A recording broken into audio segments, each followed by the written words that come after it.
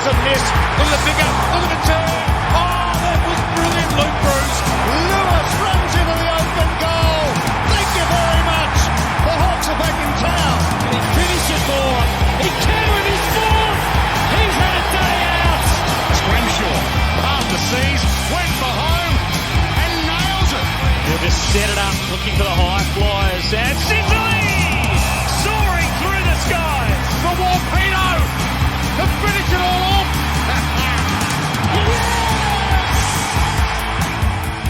G'day Hawkers, it's great to be back from our break amid every Hawk training the house down and the media coverage being unusually positive. We're here to do a bit of a news recap, sift through some whispers doing the rounds and tackle a few questions from listeners. Thank you for hitting play on the first Hawk Talk podcast for 2024. My name is Nick Mason and with me as always is a man who's putting together a great pre-season. G'day Tiz. G'day mate, good to be back. It's been a little while. And I absolutely have had a great pre-season. Pre-season being pre-summer, which just arrived. And nevertheless, you've come in sporting a tan, which is quite impressive, given the weather over the summer lack break. of sun. It's not been summery. Yeah, I didn't travel, so this is an all Victorian glow. I've been looking at a few of the Hawkers on the list and thinking, well, they need to put a bit of size on. I've followed suit, but it's a bit of a problem. You're leading the way. Yeah, no, not in the way that I'm asking them to, but I don't. Maybe the Mitch Lewis diet was a bad idea for me. But there's some really positive news coming out of the club. Like it's like you need to do a stress test on some of these journos. What's going on? Yeah, I need to pinch myself because I'm not quite used to the press being this positive. But, like, they can't get enough. They can't get enough of Hawthorn at the moment. Corno's just going over the top, isn't he? Like, it's like, mate, you've secured Mitchell on Friday mornings. You don't need to keep this up. He's reacting like someone who nearly lost, was it really that serious, the pneumonia? Because he's just... Well, we'll get to that. He's just in love with Sammy, isn't he? Yeah, it's been that way for a little while, but he's really laid it on thick in this pre-season, has Kane Corns. He gives with one hand and takes away with the other. Did you notice he's like, geez, he's a really good coach given what he's coaching, Well, that's just playing the odds, isn't it? It's knowing that you can track in some Hawthorn supporters that have a bit of an axe to grind with him. And by this stage, I'd say there are quite a few. Good news this week. We finally filled that role we had in the AFLW and we picked up a very good coach, I expect. Yes, we secured the services of Daniel Webster. We appointed him as AFLW senior coach earlier this week. He has an impressive resume, I'll tell you that much, Tiz. In charge of the Brisbane Lions AFLW midfield group for the past 2 seasons. They've been pretty good. I don't know if you've paid attention to that, but the Brisbane Lions, pretty damn good team. That, of course, culminated in an AFLW premiership just 3 months ago. He's also coached the Brisbane Lions Academy and the Queensland State Academies. He has more than a decade of NEAFL and State League coaching experience. Now, notably, Tiz, he coached the Quaffle team Aspley for the past 5 seasons and just posted back-to-back premierships.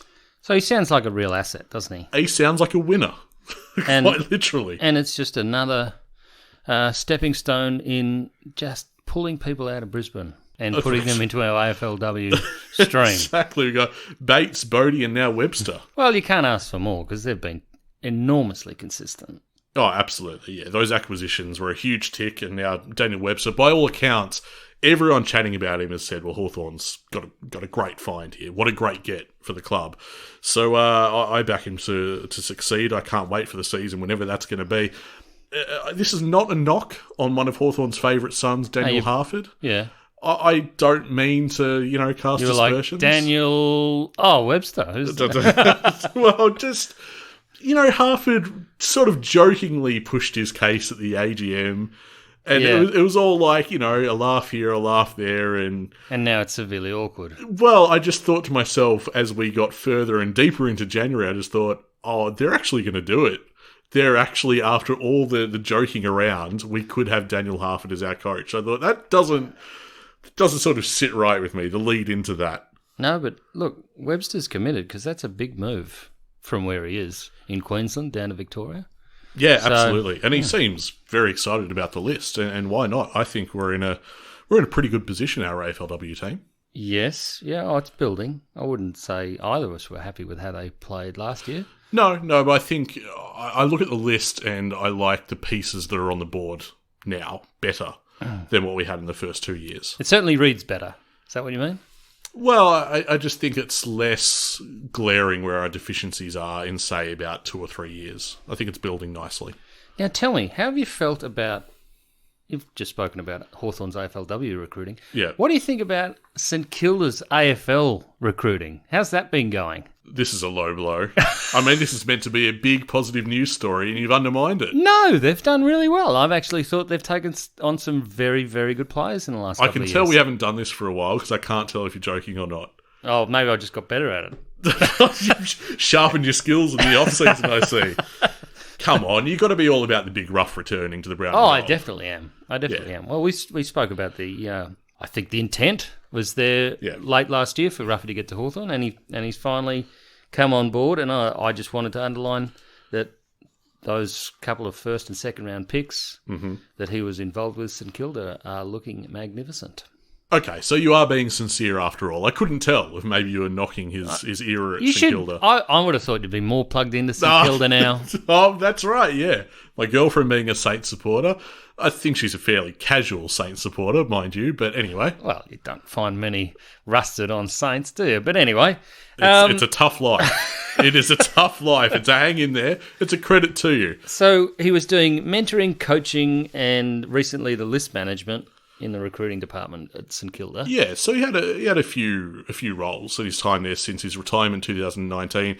According to the club website, Jared's recent appointment will allow Mark McKenzie to have a more targeted involvement and engagement in recruiting talent through the national draft, while also continuing to have the responsibility of contracting players. Rob McCartney weighed in, saying the club is committed to further enhancing the recruiting and list department by adding additional resources within the next 12 months that will strengthen our ability to deliver on our club strategy.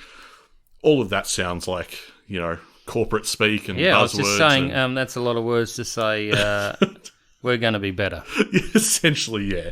This is a strategy. We know what we're doing. Welcome, Jared, is essentially the takeaway from all of that. Without mentioning anybody.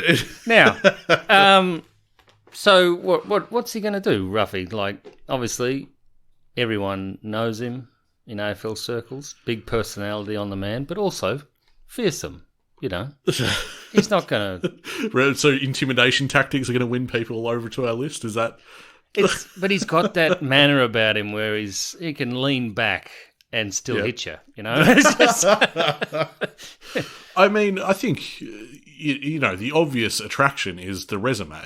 Like, he was a greatly successful player. You don't just think that there's a kid, 18-year-old kid, and Ruffy walks in, picks him up, slam tackles him, gives him the old Dan Hanbury, and then they pull out the stopwatch and see how long it takes the kid to recover. If he recovers in a reasonable amount of time, all right. Well, that kid, he goes through to the second round. That kid's just kipped up, so we'll take him. Immediate recovery, CJ style. Yeah. No, I think it is a good get. I think on reputation alone as a player, I think his resume is obviously outstanding. But then clearly he's been in St Kilda's system for a number of years. Incidentally, when this was announced, I think the AFL, or was it Fox maybe, they published a list of free agents. The players to watch at the end of this year, the end of this season. And I thought to myself, well, they're the guys that Ruffy's going to be speaking to. Whatever our targets are going to be, mind you. I didn't see that many that jumped out at me. Mm-hmm. Yeah, it's not the greatest list. We're going to have to put together a couple of packages, don't you think? Yeah, look, we still need that key position defender. And as I was going through the list, I thought, this is going to have to wait, unfortunately. There's still a blank spot here, isn't there? Jeez, the segue. There's no rust about this podcast. I tell you what, you've come back in fine form. You want to talk about James Blank? Signed in the blank spot, and he's on the list until the end of 2026. That's right. The website reported it is 24 games to date. Can you believe James Blank has played 24 games? No. Yeah, it's odd, isn't it? What if I told you that Denver Granger Barras has played almost 30? The exact number is... I would definitely believe that. The exact number escapes me. I think it's 27 or 28. There's players you watch, though. Mm. You don't watch James Blank. Yeah, sometimes you watch I do. GGB. He attracts the eye. I would say I watch Blank more closely than DGB, personally. Really? Yeah. Yep. I find Blank almost like Hardwick, goes about his business, and unless there's an uncommon error, I won't really notice. Yeah, okay. Well, I guess that's fair enough. I suppose I watch him in the sense that if Blank's not doing well, then we're kind of stuffed because he's a certain type of player that we have no understudy for at the moment. Yeah. And so it's a great thing that we secured him till the end of 2026. It's all right, don't worry. We've got Gunston, he can go back. I actually saw Gunston in some of the training footage. Yeah, behind the ball. That's, well, in the back pockets. Jeez. I thought, jeez, what is going on? And then there's another report that says he kicked 5 goals. I'm like, okay, well, Gunston's going to have an interesting year, Mark isn't Williams style, in defence. Yeah, I wanted to bring up Hardwick, and I wanted to bring up Gunners and Blank and our back line and all their friends. You know, how is that? How are they trying to manage Hardwick in that forward line? Is it because there's a chance of him leaving the club? Is that why they're doing it? I've got to be perfectly honest. I didn't ever consider that. Because I don't think there is. I think there's competition for spots all over the ground at the moment. But it is odd because Hardwick is one of the dependables that you would pick first. Yes. Like, I heading into this, prior to all the training reports and all the stuff that we've read and heard, Hardwick is, without a doubt, in the back line. Mm-hmm. Don't even consider him in calculations, and certainly not with the kind of recruits that we had. And yet, there he is. He's now jostling for a spot. And he is, because that forward line is now a lot of guys missing games. Are we going to be playing Frost on smaller opponents and just backing him? Maybe. Yeah. Maybe. I don't know, I'm torn because I think Hardwick as a forward has potential, but he's so important and so reliable as a defender. How often does Hardwick get beaten? Like where you could say he had an absolute shocker. Never happens, does it? No, not really, no. No.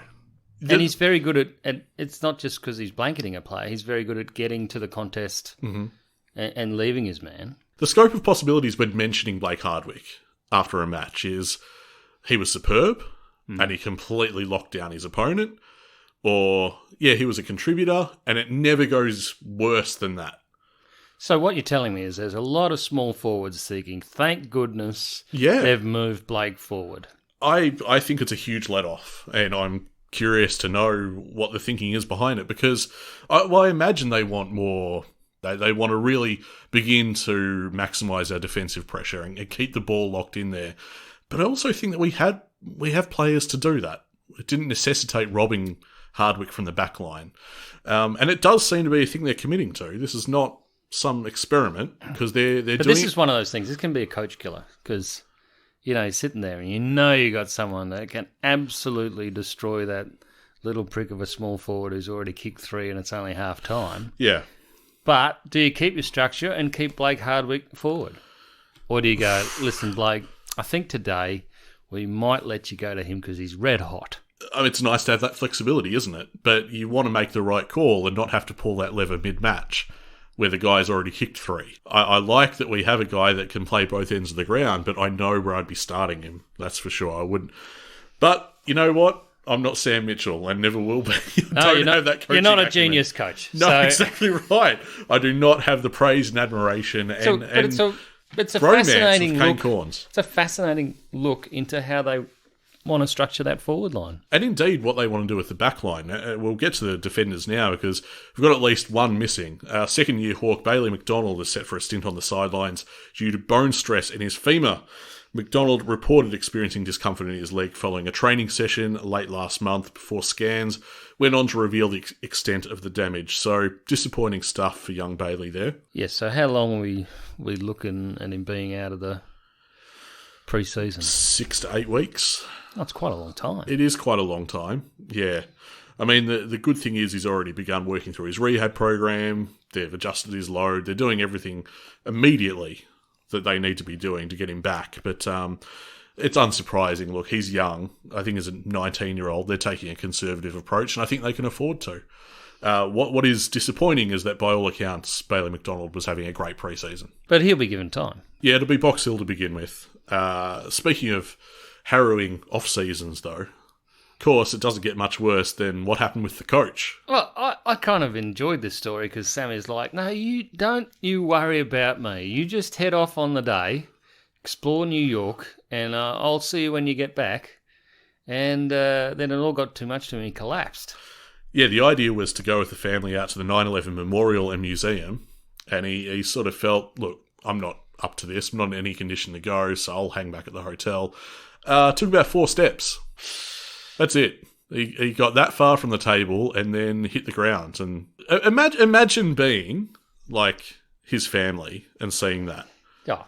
You'd be absolutely terrified, wouldn't you? You'd be like, what has just happened here? Which just underlines how important it was that Adam Simpson, who was, he coached Sammy during the three-peat. Yeah. So fantastic that and then he was in New York. They would have worked together as well. And he offered to assist with the children. Well, it's just miraculous that Adam Simpson was in New York at the same time and looked after the kids for a little bit, while obviously Sammy's wife, Lyndall, had her hands full with trying to do whatever she could for Sam and working navigate the US medical system, which by all accounts is amazing fun. Very straightforward. Well, they all pulled together. I mean, the club had former board member Andrew Kay and of course our current board member Marianne Palliser on the phone pretty quick. Yeah, Professor Andrew Kay is actually a neurologist working in Israel at the moment. And then, Anne-Marie Pellitzer got on the phone as well. And everyone was rallying around him. But it seemed like, Lyndall had to, really lead the charge here. Without her being urgent about it and insistent that Sam was actually in desperate need of help, it could have turned out a lot differently. Yeah, and it just shows how important it is to have a medico on the board. Well, yeah, absolutely. It worked out very well. They were really concerned, because obviously Lyndall's on the ground there asking for advice from people all over the world and being like, what should I be doing here? And they're saying, get the doctors to pay attention, but this is urgent. Read out it is a laundry list of stuff that was going on inside Sammy's lungs. Well, so they run tests and scans, CAT scans, X-rays, and they start to map how serious the situation is. And Mitchell ended up having influenza A, parainfluenza, super-added bacterial pneumonia, a form of food poisoning, and a range of other infections, it says here. So I guess package all that together, broadly the diagnosis was simply pneumonia. And certainly that's what we here back home got at the time in terms of, what's happening with Sam? He's got pneumonia. But it's a serious condition. Well, there was extensive collapsing of both of his lungs. He was in Struggletown. It was a risk of, when you think about Sam, he's such a fit guy. Yeah. And he's just been laid low by this. Oh, he's been absolutely steamrolled by it. And everyone had to rally around him and help him fight his way back to a stable condition. He's now made a full recovery, thank goodness. So that's just over a month. Yeah. So obviously the family, they had to stay back and the trip was extended. And I bet if he'd felt well enough, he would have done the old Pope and kissed the ground when he got back. Maybe. It sounds like a harrowing ordeal because obviously the bit that we haven't mentioned is he had his luggage stolen as well. Oh, that's an incredible story because they tracked it. What did they track it by? The AirPods. Yeah, that's right. And it was sort of pinging the location and they ended up tracking it down. And the luggage was abandoned, I think. Yeah, chucked into a bin. Yeah. And he found his passport in there as well. Apparently they had no use for that. Anyway, all's well that ends well with Sam. And he credited, obviously, doctors, Hawthorn board members, his kids, and especially his wife, Lyndall, who played, obviously, a crucial role in, let's call it for what it is, saving his life. Because if that goes in the direction it was going, then it's very nasty indeed. Yeah, I've been popped into an ambulance on a New York street myself. Have you? Yeah. What was that for? Not a great feeling. Bar brawl. No, it was not a bar brawl. Goodness gracious. But I tell you what, the ambulances are incredibly large. And I was waiting for the adjective there. I was like, what's he going to go with? No, they're massive. Okay, all right. And not quick? The other thing was... efficient? I could have walked on, but they insisted on using the stretcher. But anyway, on to the good stuff.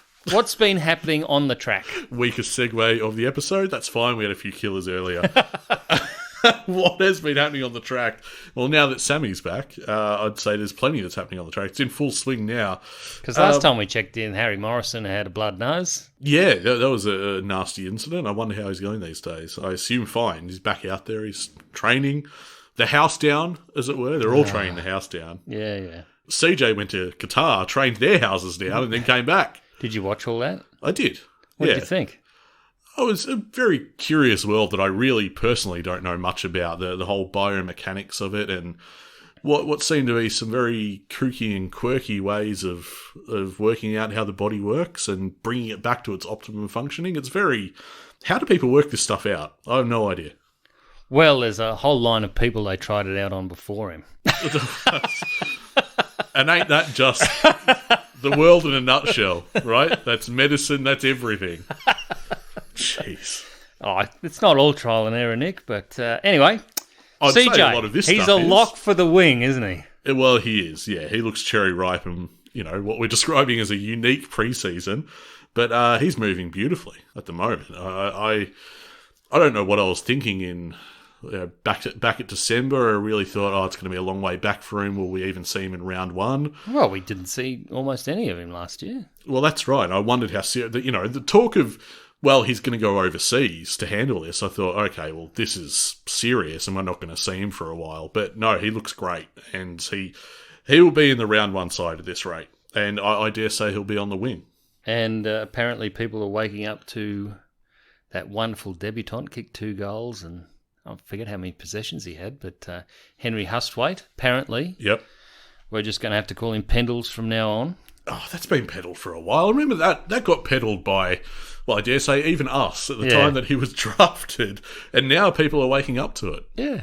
It's interesting. We saw Lewis's comments today and talking about how Hustwaite needs to get a bit of speed about his game, but in terms of disposal, like the sky's the limit there. It's fantastic. What they talk about is his spatial awareness and being able to hit targets that others or few others notice. Yeah, which was his draft profile. That is in the profile. Suggested that. His handballing especially. He's going to be a steal. It does seem that way. I would love to see how he gets into the side. Lewis is tipping that he does get into the side. He flagged that there's going to be maybe a few shocks for round one, and that could be one of them. Henry Hustwaite, don't sleep on that. Going back to the wings, though, I suspect we're going to find Weddle on the other wing. I would say that's fairly likely. My theory is at this stage, it's CJ, Weddle, Amon and Impey doing a kind of rotation for the halfbacks and wings. Are we actually going to know, forget how they line up for the bounce. Mm-hmm. Are we actually going to know who's the wingman? Or are they just going to take off down the wing? That's a fair point. Because that would be magnificent. I think there's going to be a lot of taking off down the wing, to be honest. I fully expect that. It's getting exciting in the way that Sam's mapping how they want to play the football, how they want to attack. And one of the questions I wanted to bring today was how are they going to manage Lewis and Chol? Mm. Because when I look at Lewis and his track record and how many games he plays a season, I don't see him as a forward that competes up the ground. Do you know what I mean? Yeah, I do. Up to the wing. That's a sensible lots rationale. Of running, that kind of stuff. I mean, we saw some magnificent goals. He can kick on the run. He's quite mobile. Mm-hmm. But I'd prefer to have him as a stay-at-home forward and have Chol the one that roams up the ground. But I just don't think that's the way they're going to go. I think they invert that. And I think, sensible rationale you bring to the table, but I think they're going to go with Lewis moving up from centre-half forward, roaming up the ground a bit. Maybe they rotate it. Yeah. How often do we see things stuck to, positionally throughout a match? Well, things can change. You look at Ramsden, he might be very important if the roles are like that. Yeah, you've read my mind there. I think Ramsden is going to be important in that respect. I think a lot of the run and gun style that we're talking about is going to be driven by the 4 guys that I mentioned before. There's going to be a lot of flexibility in terms of where exactly on the field they line up, whether it's wing or half back, but it's those 4 guys that are going to be the propulsion, basically. Do you know, it'd be great to have a target up the line that can take grabs like Chol and Lewis can. Yeah. And also, even if they don't take it, we've got a good little fleet of tiny footballers. I think that's what the media are beginning to realise, is we're stacked for smaller threats at this stage. And there's good talent amongst them. Yeah, absolutely. To the point where Dylan Moore isn't rating much of a mention these days. And it's like, well, that's a mistake because he's a bloody good player. Yeah, but then you look at guys like Butler, and he has put so much effort into his fitness and into his body. Yeah. that he keeps the other blokes pretty honest. Do you know what I mean? If they're not going to perform... Yeah. But that's the beauty of what we've got going on at the moment. He's champing at the bit to get into the side. Oh, absolutely. And then there's guys like O'Sullivan, who would be desperate for a debut. Yeah. And at the moment, it's just in the queue going, how the bloody hell do I break in? I just got to work my ass off, I guess. Yeah. And we see some of the desperation and the vision from training, and it's really good to see. That competition for those small spots in the forward line is excellent. And then Hardwick is in the mix, as we said. It just makes it even tougher. Yeah. Did you have a think about Morris when you saw Hardwick go forward? I did not, but now that you bring it up, it's a fair point. Yeah. Jai Sarong getting thrown in the deep end as a key position defender these days, which, is asking a lot of him. He still needs to build that strength in his body-on-body. Part of the Hawthorn Academy, where they, exactly what you're saying, they just build the strength in the body-on-body work? Well, so he doesn't have to rely on timing and leads and things? Bottom line is we need it for the reasons I mentioned before about James Blank. Maybe he snaffles a spot at half-back or back pocket in the shuffle. I could see him gunning for Scrimmer's spot, personally. Come on. Well, you love Scrim. Well, I do. I'm a big Scrim mark. And he stopped eating KFC and McDonald's, and he's going to be fit this year. I've heard that was a miscommunication with between the club and himself for 2023. They were misaligned in what their expectations were for him in his prep and how he went about things. What did he see? Oh, we've gone with Burge, and he read, oh, we're going with burgers or something. We've gone with Bulge. No, I'm not suggesting that he set about to pack it on or anything like that. How is it a miscommunication? I'd have to look into obviously irate with the way that his physicality. Well, he's confessed as much to that he wasn't in the condition that he was required to be in. But he looks fitter and stronger now. And even though he had the weights in the record, we were none the wiser. We're not getting onto that track. Scrim looks determined to make amends for an underwhelming 2023. It's great to see. You can see it reflected in his body as well. Speaking of a guy that looks razor sharp, Connor McDonald. Now, who is this bloke? Because I've been looking at the guys put out a best 22 and things, and I've never heard of this McDonald fella. Doesn't rate a mention, does he? What's going on? Yeah, it's crazy. For as much as we talk about the media talking us up, and that's kind of lovely, that kind of feels nice. He's Mr. Invisible. Yeah, they haven't mentioned McDonald much at all. He does have that aspect to him where he's ever present, but he doesn't always touch the footy. Yes, yeah. He looks dangerous. Yeah. And he's got class about him as well when he does get it. If there's going to be a guy that takes advantage of Day's absence, which could yet be like a month into the season, won't he be back for Geelong? That's round 3. Possibly. Okay. Possibly. But, I mean, as I said, there's a guy that's going to take advantage of that. I reckon Connor McDonald, he slots into that midfield group very nicely at this stage. Okay, well, we haven't seen a lot of Connor in the midfield. No, and that's why I think it's going to happen. I think it's time. I've been waiting for it. Anyone that's followed since he was drafted by Hawthorn to now, anyone who's listened to the podcast knows I've been hanging out for it, and I think it's starting to take shape. I have never seen your lower lip quiver more than when we were out at the VFL and he went into the midfield and was shithouse. Yeah, he was pretty bad. He was terrible. Yeah. And then the last quarter happened and he won the game for Box I was going to say and you were like, tick. Get him in the first. The second he was shuffled out of there, everything changed. So he looked $1 million. I put him on the outside of the pack rather than I think that's going to change. Ironically, I think the competition he's got at the moment is Josh Ward, who arrived at the club around the same time. So, battles all over the park, mate, because you can only have so many midfielders out there. And No. They're just going to heap as much time as they can into Ward and McDonald. Yeah. I have no doubt. But then you've got Hustwaite making his claim and Mackenzie as well. Mackenzie. Yeah. He's bulked up. He's got a bit more muscle about him. No match for Marby or Chol, though. That was good vision. I don't really see a problem with having Hustwaite in there, but I know who's coming out if Hustwaite's in. Go on. It's going to be your boy, isn't it? Yeah. It's going to be Nash. I would say so. I don't like that because I want Nash the enforcer in the mix. Well, we've got a question about our ideal midfield coming up, I think. Please, no. It's too hard. Is it? It's not for me. Isn't it? Nah, but we'll get to that later. I want to talk about Nick Watson. So is it all hype and no substance, or? Well, his shaping is every bit as enjoyable to watch as the hype has suggested. Andy Collins suggested that he's caught some of our more seasoned defenders off guard, which... Oh, this sounds delightful. Yeah, I quite like that, actually. Because if that's happening in the practice games... Yeah. And not just on the G, that's great. Well, it means you underestimate him at your own peril. Yeah. And I think a few opposition players are going to fall into that trap. We watched his highlights, and he does have tricks. He does, yeah. He's got some great intensity about him as well. He's a terrier. Like, he really fights and fights. And now we've got a few guys like that now. Kind of reminded me of what I see of O'Sullivan, actually. He does similarly, and it's good to see. Watson not just being used around goals in match sim, sometimes being deployed in the midfield, is being pushed up to the wing. Dylan Moore has found himself doing the same sort of thing. So they're trying a lot, Hawthorn. This is exactly what Clarko used to do. Mm-hmm. Everybody could play everywhere. Yep. At any time for the good of the side. Yeah. Did they call it total football? We did. I don't think they did. Okay. But we went with total football all the time. They're like, nah, that sounds dumb. Let's call it something else. Total football comes from soccer.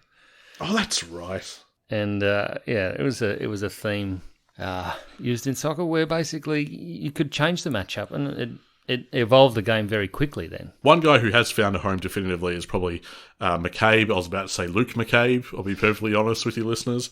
Will is making good on all highlights. He's cruising, gliding around, looks really great, using the ball very nicely. So very encouraging signs. I see some people suggesting round one. I'm not so sure. I don't have him in my best for round one, but anyway. I think there's a nice little duel going on between Seamus and Massimo. Yeah, okay. Whether it's wing or half back, I think they're both going to be duking it out with each other for, well, the whole season, perhaps. So neither of them are great lockdown defenders. No, they don't have that proven yet. But they'll have to bring that. Otherwise they get found out. Well, I sort of thought of Seamus in the sense of being a Hardwick understudy. Yes. Hopefully. Yeah. And may well that trajectory actually continue. But they're going to be in the queue like a lot of players, and I mentioned him before. O'Sullivan is another good example of a guy who's going to be battling. So what you're talking about here is there's a few spots that have huge internal pressure. Yeah. Which means that you're going to get consistent outcomes from the players who are selected because they'll be looking over their shoulder at the bloke that's keeping them honest. Yeah, I'd say, God, if I had to pick one position that didn't have that kind of pressure attached to it, is probably Blank. Probably Blank at fullback. But that's... He's getting selected every week at this stage, and there's no one else at this stage. DGB, how's he going? He still looks the same, as far as I can tell. Looks incredibly light. Oh, I mean, he hasn't bulked up? No, not particularly. He works hard, but... Forward or back? Well, that, again, is the question. I've seen him as a forward. Is the experiment continuing? No, I've seen him back as well, but, this is the time for experimentation. It's hard to get a read on exactly what they want to do with him. I think they would be foolish to put him forward. I think he needs to... If it's going to work out for him, it has to be a defender at Hawthorn. He definitely has the talent. Mm-hmm. Whether he's going to get the opportunity to show off that talent where he's best, I don't know. But, he did some nice things forward. This is something I'm likely to write in our season guide coming out soon, listeners. Have you got DGB? I do have DGB. You lucky man. I mentioned before... I had him last year. I had mentioned before how many games he'd played. Couldn't really tell you much beyond his first. Yeah, that was good, though. It was good and very memorable. And then someone took him aside and never be that aggro again, and we didn't see it. Oh, we see it every now and again, but I struggle to remember... God, he looked good in that first game. He did. I want to see games where I can say, without DGB being an influence on that contest, and he was definitively an influence, we would have lost. I haven't been able to say that about him yet. Look, this kind of thing is where you judge Sammy. Yeah. Because that kid, top talent, can we see it? Time will tell. I don't think we're going to see it in round one of the seniors, personally. But not that Sammy can get the best out of every player, but in this case, it seems to be right there below the surface. And maybe if he's got Chol and Lewis next to him, he gets that third defender. Yeah, there's no room. And that intensity that he brings. Because you know that you're talking about bringing Hardwick forward because of his intensity. Yeah. Well, you can't say that DGB isn't intense. Oh, I agree. I'm just not sure there's room. Forward line is... I can't believe I'm saying where the hell does Gunners go? That's my point. If Gunners isn't there, maybe DGB gets half a look, but then you've got Bruce, and then you've got everyone else that you need to fit in there. And how tall do you want to play? And then later in the season, we'll have the button in the box for Willis Wingard, and that'll... That's right. Yeah. You know, when we're pushing for finals, Nick, do you get up to 11 wins when we're sitting in the pub? Okay, where you got that list? Got that list on you? Do we want to go through that now? Nah, before we left get into it in questions? the car, mate. Left it in the car. All right. So what you're going to do is basically sell me out and then move on. Yeah. Okay, great. Well, I had us losing. Was it 7 in a row? 8. 8. Whoa. That's a hell of a drought, mate. And you had us winning 9 games overall to my 11, which I admit, once you crunch the numbers and were like, you have us winning 11 games, I was like, okay. That's a little too many. Maybe that's a little too many. But, you know, if that's how you feel about it, you just got to go with it. Because we haven't even seen them fire an angry shot yet, so... Well, look, I thought I was quite even-handed. I mean, I had us... We played Geelong twice and Collingwood twice. Yeah, you did have one period in the middle of the year where we had 5 games and we won 4 of them. And the only one we lost was against Geelong in Geelong. Well, I was going to say that I had us beating Geelong once and losing once, and Collingwood was the same. So I felt fairly even-handed in that regard. But I don't know. Look, it's hard to predict, isn't it? McClure picked Carlton for the premiership tonight. Boring. So that's over. That's boring. So easy. Oh, the team that was just pipped at the prelim could win a premiership. But he didn't back GWS, did he? How much of GWS last year was just pure momentum? And can they make it back there? Yes. This is a side just awash with talent. It's just... Don't get me wrong. What do you think happens with Gold Coast? That's the watch. Yeah, very true. And don't get me wrong, I do have GWS getting deep into finals. I have predicted that. But anyway. Yeah, I didn't expect you to have St Kilda as high as you did. Talking absolute nonsense yet again. Gunston, looking vintage, kicking 5 goals in intra-club. It's interesting, though, my attitudes around intra-clubs, because I saw this today, an article was posted online about Collingwood looking ominous. And it's like, yeah, against Collingwood. So their defence is awful.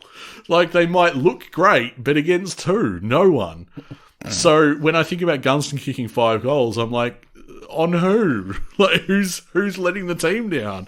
Maybe that's a cup half full, cup half empty sort of thing. Yeah. It's just a matter of perspective. No, there was a few years ago where someone kicked a big bag in a pre-season game, and then we did find out who they were playing on. Remember that? Vaguely. Yeah, that was... Was it Tim O'Brien who kicked like 7 or something? Yep. Do you remember who he was playing on? No, I don't remember who he was playing on. I think you've shirked it, personally. I think you do know and you won't say. And the last note we have here is that Ginnivan looks fit and ready to go. As he bloody well should be. Lewis commented that he looks bigger and more muscular than he thought. So Ginnivan arrives at the club and Lewis is like, oh, all right, geez, okay. He's not as small as Lewis once thought. Interesting thing to say. And also... He's a little bit open, Lewis, isn't he? Yeah, I remember he's at the good, AGM, at the AGM, he just spoke very freely. I went to a function with the guests were him and Dylan Moore, and they were great.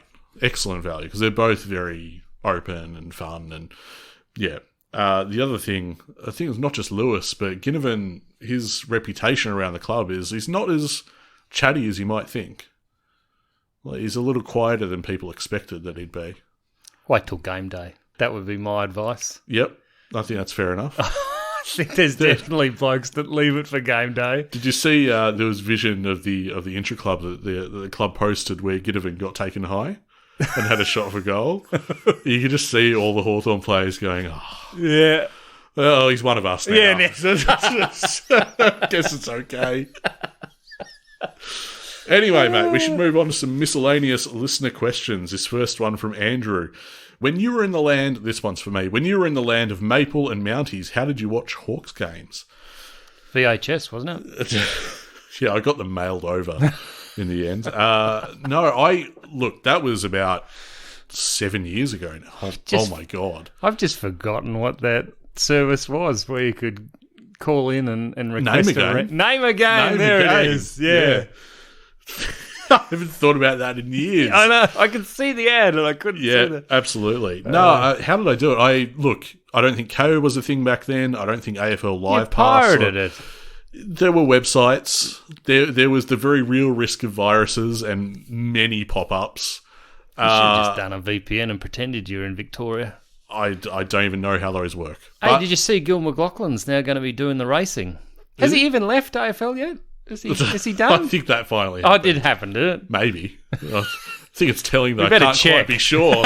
Yeah, exactly right. So, Andrew, I'm not very much help because I can't remember the websites, but... Oh, they would have all changed by now. The landscape's changed, but look, if it's anything like it was, there are websites, but they do carry a big risk of infecting your computer, so be careful with that. Or use someone else's. Well, I was going to say, if it's that important to you, you might have to just shell out the money. Just do it the proper way. It's not worth the hassle the other way. This one from Fusa at Hawk Talk Pod. How can the club propel itself back into the big four clubs? Many kids would have jumped on board during the three-peat era. We need more bums in seats. We need more MCG. We need to take this chance with the list to break 100,000 members and consistently 60k plus games. We need to think big. This is one for the marketing department. Do you think so? I don't think it is. I think it's greatly overstated. Doesn't matter how good the wrapping is on Christmas Day. If you open it up and it's a shit gift and they're not winning. Yeah. But this year, they're going to be playing a style of football that is entertaining. Well, it doesn't matter if they lose, if the style's good. I want to tap into something that Corns actually did. Remarkably, linked back to his comments that were about 2 years old about him saying, oh, look, if you're a Hawthorn fan, who do you get? Whose Guernsey do you get? Are there any superstars at all at this club? And he remarks he wouldn't even get Sicily at the time, which is ridiculous.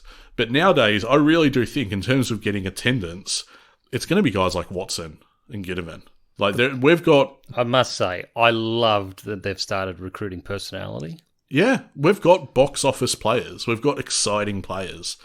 And I think you're right. To your point, I think we do play an exciting brand of footy that's going to be even sharper this year. I think it will happen organically.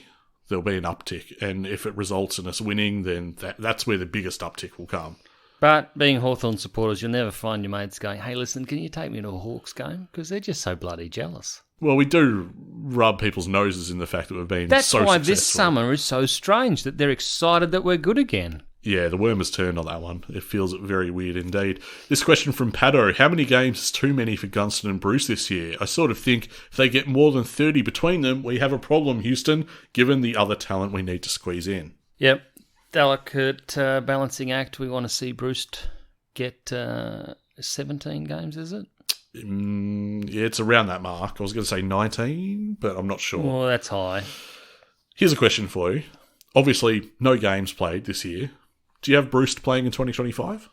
Oh, yes. Yeah. I'm the same. I don't think his game is based on speed.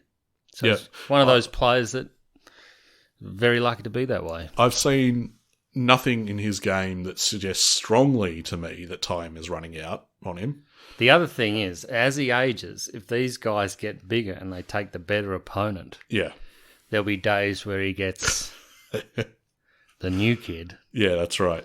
And we saw Burgers do it a couple of times. They just make them look like they're a new foal wandered onto the G. Bruce, even last year on his day, can kick 5. Yeah. That still happens. I think he kicked 6 against the Saints, didn't he, when we were getting... Did he kick 6 that day? Yeah, we lost pretty badly, but... Oh, that one. Yeah. And even against Port, I think he kicked 5, and we lost pretty badly on that day as well. 5 of the 7 or whatever we kicked. Yeah. Oh, dear. No, but that was... Look, he's a champion, and I don't think there'd be a point... Oh, well, there'd have to be a point, but you've got to be forced out of the lineup as a champion, and it takes a lot to get them out. And if he is, the one I'd be concerned about, and I think the main point of the question is Gunston. Yeah, that's more of an unknown, I would say. because he had a very forgettable year at Brisbane. Mm-hmm. But still hit the scoreboard. I think people overlook that. Yeah, but it's Gunston. Yeah, he wasn't quite the gun recruit that people had hoped. No, but his bar is very high. Yeah. Look, he'd be unhappy. How many games do they play? Well, that's a confluence of factors. I mean, that's up to them. It's up to the people. It's up to their teammates to push them out. But Paddo's right. I mean, if you're seeing a player there and he's not quite at the top of his game and he's getting a little bit older and no one's pushing him out of the lineup, it's a problem. Then that is definitely a red flag. Yeah. So he's absolutely correct in his assertion in the question. Aiden W., who is noticeably stronger this preseason? I don't know. Have you been doing the weight room checks?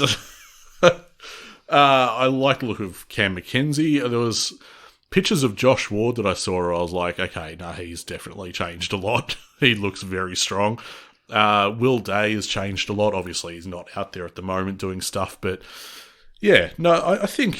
I don't want to get the syndrome that the media's on at the moment with Hawthorn, but they all look very good. Peter Burge is having an effect. He definitely is. He is, yeah. Need to salute Burge for that, for sure. I've noticed that their cores look a lot better. Mm-hmm. Their ability to maintain a tackle, even though they're tackling other Hawks, which, has been a problem breaking tackles for us, but they're tackling better. And also they look strong. Well, stronger through the core means you will break tackles as well. So either way, it's just they're going to be playing a game where they're going to be wearing out their opposition week after week because they're looking to speed to get to the scoring, and they're looking to defend through numbers. So as we get into the late stage of the season, last year we expected it to happen, but we didn't fall off then either. This question is from Paddo, another one from Paddo. Is Dylan Moore part of our best 22 by the end of the year? And if so, does that mean our recruits are stuffed? No, well, Dylan Moore's a leader at the club, so he will be part of the best 22 at the end of the year. But if they do manage to force him out, huge tick to the group. Yeah, exactly. I was going to say, because he's a leader, it doesn't make him invulnerable. But look, if that is the result, then something has gone tremendously right for the group coming through, and I dare say Moore's taken a backward step, which would make it disappointing for him. Isn't he just consolidating? How do you mean? Well, you reach a new level, you have to stay at that level, make sure you can maintain that level before you go to the next one. Yeah, I suppose so. Look, he would be setting the standards for those guys that threaten his spot. He's kind of making a rod for his own back if he's doing his job well. As is Bruce. Yeah, that's right, yes. Think about Watson, think about Butler, O'Sullivan, guys like that are all getting the tutelage to be able to take their jobs, basically. So it's like an exam and you're doing it with a mate and he wants a couple of answers and you give him just enough. That's right, so you can beat him. Yeah, you still got to play as a team. You still got to work together, but I'm sure as individuals, they're kind of thinking, yeah, but you can't be too good. I won't tell him that tactic. Maybe. I don't know how much of that goes on. Anyway, this question from Christian. Why is the family day at Waverley? Yet again, Glenferrie is ignored and becomes nothing to us. By the way, family day is on Saturday, Feb 17. I don't know. There must be huge costs with Glenferrie, is there? Yes, and I would dare say it's not suitable at the moment. I found a thing online, the Glenferrie Oval Precinct Revitalisation Project. I'd encourage people to Google that if they would like to. What are they doing? Relaying the turf? Stand, reconstruction. Or, stand? Yeah, they're doing up to watch what? They're doing up the Michael Tuck stand. Are they? Yeah. There's a huge amount going on at Glenferrie. Okay. But also, logistically, if you could avoid transporting all of your merch to an off-site location... Like you do every week. But you don't need to this time. For the footy season. You have all the resources you need. You just chuck it in the truck that you usually take to the game. You have all the resources you need at Waverley. You don't need to travel. And you know that people are going to come to you. Mate, we're leaving Waverley. We're going to Dingley. Yeah, no, I understand that. So why... Glenferrie is not suitable at the moment anyway. I guarantee it. But I, for one, think there should definitely be presence in Glenferrie. I'm not arguing yes or no to that. For the record, I agree with you. I think that argument is besides the point. They're not going there at the moment. If they maintain a presence in Waverley after they've moved to Dingley, that would be insanity. Yes, I agree. So they should start to manoeuvre themselves back into the Glenferrie set. Well, again, Google it. Glenferrie Oval Precinct Revitalisation. There seems like there's a ton going on there. And without even looking in depth into it, I can see why they would avoid it at the moment, because there's not much going on there besides doing it up. Reese says, how many games do you think Max Ramsden will play this season? And I would say the aim would be 10. You read my mind. I think 10, yeah. Well, to be honest, I was going to say 5 to 10. Right. But that's exactly what I would want to see. And I'm looking forward to the VFL too. Box Hill had some wonderful moments in 2023. The question is, they've been hovering for a while where they're really good. But over the last couple of seasons, it's just a case of, yeah, but not good enough. They're sort of It's hovering. been the defence for me that's been the problem. Yeah, I'd agree with that. There's a lot to like every other part of the ground, but defence is a bit suspect. A couple of recruits to defence that look good. Mm-hmm. So, but it'll be great fun heading down to Box Hill. Whose spot is Ramsden pinching? Don't know, don't care. I don't think your mate Lewis plays every game. Chol won't either. I was going to say, I'd probably have Ramsden coming in for Chol. Yeah. At times. Neither of them are proven key forwards. Okay. No. So they're going to have to rotate. Rhiannon asks, which match are you most looking forward to in 2024? I don't know. Probably the prelim. It's gather round for me. Oh, is it? Yeah, the precursor to the prelim. We'll meet Collingwood 3 times in the 1 year. Okay. Wow. I tell you what, I genuinely want to go down to Geelong. Yeah, no, I'm up for that. Yeah, that's what I want to do. I've never seen a game there, have you? Me either. Okay, well, that'll be a first for the podcast as well. But seriously though, gather round for me, because it was a fantastic experience last year, and look, I might be able to get some elevation this year to be able to see the other end of the ground. Yeah, amazing, right? So we're at Adelaide Oval this year. Our chances of winning are greatly Have diminished. you booked the hill? Like, we booked a 4-game pass, and I thought, I wonder how that works. And then I learned you have different seats for every game. Oh. So we're going to be... I thought Adelaide would have made sure you didn't leave. You just had to stay in the ground for all that period. No, we're going to be darting all over the place at Adelaide Oval. It's a 4-game or 4-day pass to the stadium, and we have different seats. Do we get for a every Melbourne game? I think one of them might be, yeah, from memory. I think is it Adelaide-Melbourne Friday night? I can't remember. Do we have tickets? Yeah, that's what I'm saying. We That'll be good. Yeah, we have 4 days at Adelaide Oval. You can't wipe the grin off your face. I think Adelaide will knock them off. I'll tell you that right now. For Absolutely. sure. And it'll be an umpiring decision right now. In the Right in last front of minutes. me. That's what you were about to say. Oh, dear. Scamasaurus, who will kick more goals by year's end? Bruce, Hardwick, Guinea, or Watson? Guinea. Yeah, I'm going Guinea. We going with guinea pig there? Or just Papa. I would have thought that given he's a new recruit, just Papa New Guinea. That's amazing. I did not get the geographical reference before. There you go. Papa will do. Yeah, I would say Guinea, Bruce, Watson, Hardwick. If I had to predict what the rankings are going to be in goals So you're scored. saying Sammy hits the panic button? Oh, no, I don't know. It's just that we haven't seen much of Hardwick forward. Why would I gamble on that? I guess we haven't seen any of Watson forward, have we? It's not gambling, it's wagering. Now, Thanks. You're part of the just joined the Giants PR team, did you? Damage control. responsible wagering. Dear, oh dear. You know you're in trouble when the North Melbourne social team are giving it to you. It's a rare W for them. But it's so ridiculous because, like, a whole of the AFL is sponsored by, I don't know which one it'll be this year because they're always outbidding each other. PointsBet or CrownBet or Ladbrokes or whoever. I'll make one up. Ultra Bet. There you go. It probably exists, but I don't know of it, so I've just made it up. Fair enough. But yeah, so Tab have sponsored with TAB have sponsored with the Giants. That was the news story, listeners. If you heard across that, Do you get better odds now? I have no idea what that's going to mean for the club or what they're planning. But anyway, Zaveb _26. Eyes on the prize. When do you think we'll return to finals? 2025 for me. Yep. All right, we're agreed. Moving on. Loz asks, what would be a pass mark in terms of wins this season? I'm thinking 7 to 10. Well, that would be a pass mark for me, but you, of course, had 11. I've got one better. I'm 11. Wowee. No, for real though, 7 to 10. Yeah.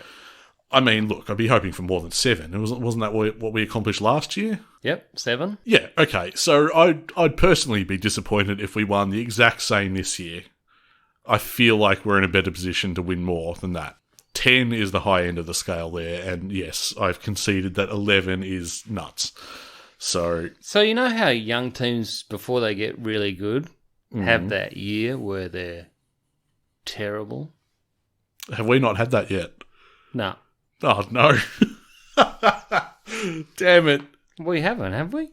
Oh, maybe. Last year was fairly terrible. Yeah, we've kind of been... But we moved out a whole lot of talent again. I don't know. Maybe I'm just impatient. Harrison asks, who's your pick for most improved player in 2024? And who are you most excited to see play their first game? Well, I'll answer the last one first. Watson. Yeah, no, that's fair enough. But I'd go with McCabe because I think you can structure premiership around McCabe. Oh, that's good logic, that. I don't mind that at all. Who's going to be most improved? That's interesting. Yeah, it's tough. I'm just going to go for a guy that we mentioned before and say Hustwaite. You don't think Weddle can be most improved? Well, yes, absolutely. Yeah, I changed mine to Weddle in that case. Because to say that he's not in that category means that, he's arrived at his ceiling for now, and I just don't think that's true. No, I don't even think he can see the ceiling. No. This one from Ben. Where does Mass fit into the 23? Well, he's probably in the queue for wing or half back there, I'd say. He's not best 23 at this stage. No, he's not. There's just too much talent squeezing him out. No, but he's so new to the club. It'd be very difficult to have him playing against his old mob in round 1, wouldn't it? So they'll give him a little while in the twos. Ooh, Pridgy asks, how long do you think it will take for the forward line to gel? I think 10 rounds. It's usually about 6 or 7. Yeah, I was going to say 7. But he's right. There's a lot of change there. Yeah, I wouldn't say that it gels immediately, as maybe some people are hoping, but it is very exciting. I grant people the optimism. All right, James wants our starting back 6. So at fullback, you've got Blank. Mm-hmm. I mean, we would ordinarily have Hardwick. That's right, yeah. But you've got Frost in one back pocket. I was going to say Frost is a bit of the forgotten man because he missed so much last year. And then Sicily in the other, is it? Or is he at centre-half back? Or usually when I'm doing this, I do have him positioned at centre-half back, yeah. Okay. So who's taking the other pocket? Scrimmer. Oh, that's not bad. Don't mind that. Then you got Impey. Yep, and Amon. Positional change for him. He's been played at half back, so I'm going to... I don't love that. I'd prefer him on the wing, but I'm going to follow the intel and suggest that he lines up at half back. But then again, I said earlier in the show that he's going to rotate off there anyway. So. But the defensive ability of Amon isn't proven. No, not so much. So no. All right. Well, we'll go with Amon, but I would have probably had Weddle.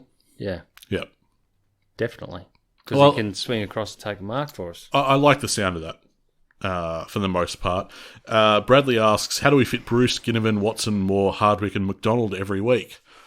We are. We're going to, somehow.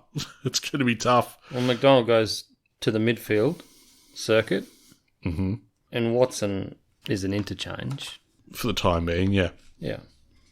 Moore, what are we doing with him? I'm starting to think maybe Moore is disappointing if they're moving Hardwick forward. Maybe. Look, that's a really difficult thing to shuffle, that forward line. There's going to be some guys that you want to see in the side that you might not get to for a while. This last question here, Campbell, what is your ideal midfield rotation? Here's the question we flagged earlier on in the show that we'll get to now. Do we get Weddle to have a run in the middle? Campbell asks as well. What's my ideal midfield rotation? I flagged it. I'm going to say that it's Reeves as ruckman. It's going to be Day, Newcomb, Nash. And who are your wingmen? Weddle and Giath. Wow. God, that's attacking. That's the point. Who's missing in all of this, do you reckon? He hasn't been mentioned once this podcast. He's usually part of that midfield group. Oh, you haven't torpedoed his career, have you? No, I haven't. But it's a problem. Is it? Yeah, I mean, I'll be honest, I've been doing the best 23 for our season guide, and Worpel's on the bench because I couldn't, in good conscience, leave him out completely. I didn't want to do that. He's too good. But it's interesting. He's not a guy I think of too much at the moment. But look, he's not a bad player. No, not at all. Not at all. I suppose I'm just excited by other players. That's it. It's not a knock on him. See, the most important thing this year is if they're all buying into Sammy's message. Yeah. As normal. But is the talent there yet? Is the experience there yet?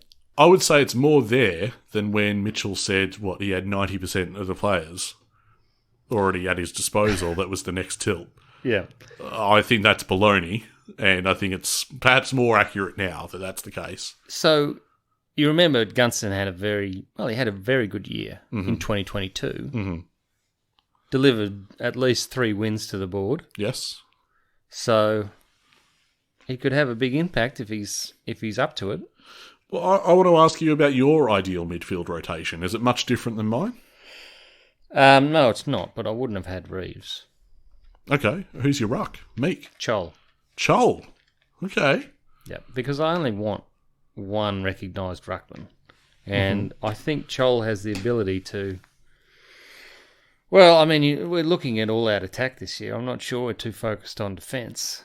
And yeah, it could be a problem, but we'll see. But, I think Chol in the ruck could be fabulous. To watch, even. Oh, I think it would be. I wonder if he's up to the mantle of the number one ruck. He's not. But that's what I want to see.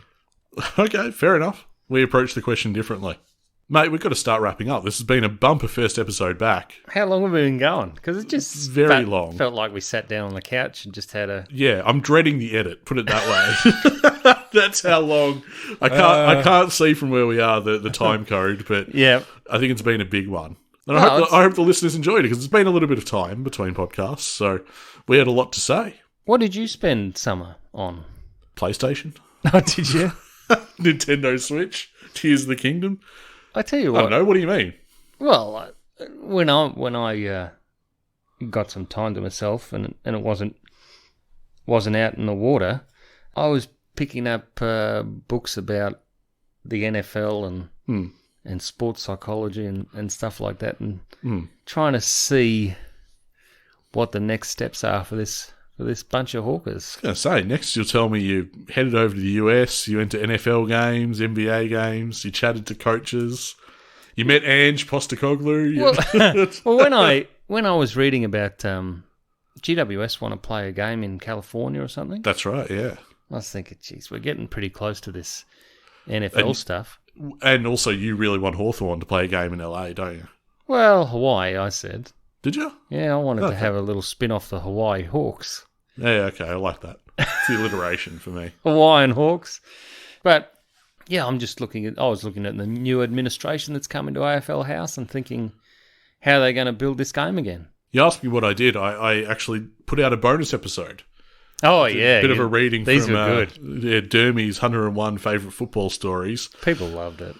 Yeah, I had to cherry pick them because some of them are just absolute rubbish. So I think I picked the cream of the crop, and real now filler. I'll put that book aside now. Is that done? I reckon that's done. Yeah, look, our library's extensive, mate. We've got plenty of other books to do. We can pick and choose. Yes. Yeah. I don't need to go back to that well. Remember that app we did on the rat? Yes, that was fun. Absolutely. Anyway, speaking of Patreon stuff, Patreon is where you can find that episode. It's where you want to head if you'd like to support the content we create. A big thanks to our proud, passionate, paid-up subscribers who've thrown their support behind the show. It's you guys that play a major role in helping us put this podcast out and put time into it. There's going to be some more bonus content coming your way, subscribers, including more of that audiobook series that we were just referring to there, a sneak peek at what we've got planned for our season guide. So if you want access to that, an entire archive of bonus stuff as well, and to support us in the process, head to patreon.com/HawkTalkPod. Of course, we're all over social media as well. We've got you covered for Hawks content via our social channels as we count down to round one. Follow us on X at Hawk Talk Pod. You can also find us on Facebook. Our Hawthorn family there is growing every day. It's great to see. Facebook.com/Hawk Talk Pod is where to find that. We're also on Instagram. And, of course, if you dig what we do here on the Hawk Talk podcast, we'd love for you to spread the word about the show and get some more Hawks fans on board in the process. One way to do that, of course, is to leave a rating or review on Apple Podcasts or Spotify, like so many listeners have done already, and we really appreciate that. I think it'll be a fun year. I don't know what to expect from a young group, but... Do you have us winning round one? I think I did, yeah. The only reservation I had was the mistaken apprehension that... We usually lose. Yeah, that we're terrible at round one, which is just simply not the case. I went through... You proved me wrong immediately, and I don't know where that thought came from. Because we lost to Essendon that damn time. Yeah, I guess it scarred me more than I thought. It does, doesn't it? Yep. So you set me straight on that one. I said, no, all right, we're winning. Round one, here we come. No, but seriously, I'm very excited for the season, and plenty more Hawk Talk podcasts to come, mate. We've got our pre-season coverage is going to be rolling on. We've got our season guide to do. That'll be released at the start of March, and I think we're coming up to about 30 days now. It is all happening. We'll be right there with you every step of the way. Thank you for joining us. We are a happy team at Hawthorn.